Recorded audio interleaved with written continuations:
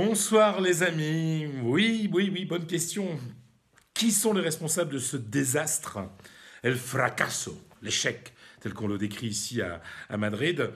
Bien entendu, les joueurs. Il ne faut pas oublier que ceux qui sont là sur la pelouse sont les joueurs.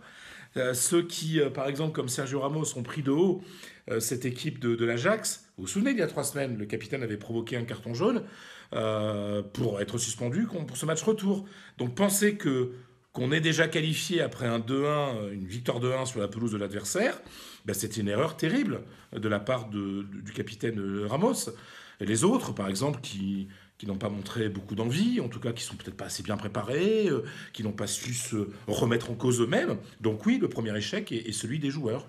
De la même manière que quand le Real soulève des trophées et quadruple champion d'Europe en 5 ans, ben ceux qu'on voit sur toutes les photos, ce sont les joueurs.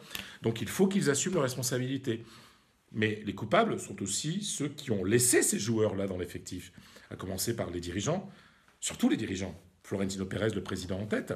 Alors je comprends que ce soit un peu dur pour un patron, un peu cruel, de se séparer de gens qui viennent de gagner tous les titres possibles. Mais un gestionnaire doit aussi anticiper l'avenir et doit aussi se séparer de ceux qui sont peut-être arrivés à un âge où ils ne peuvent plus être à 100%. Voilà, le football ne vit pas avec les souvenirs, ne vit qu'avec le présent et l'avenir.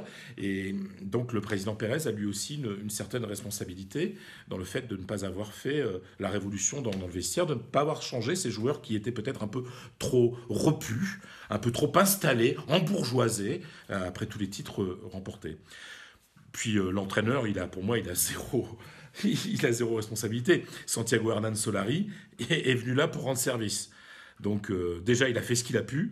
Il était intérimaire, on l'a laissé un peu plus. Et puis il était là parce que personne d'autre voulait prendre sa place. Donc pour moi, Solari n'a absolument aucune responsabilité dans ce fracasso, ce désastre, cet échec.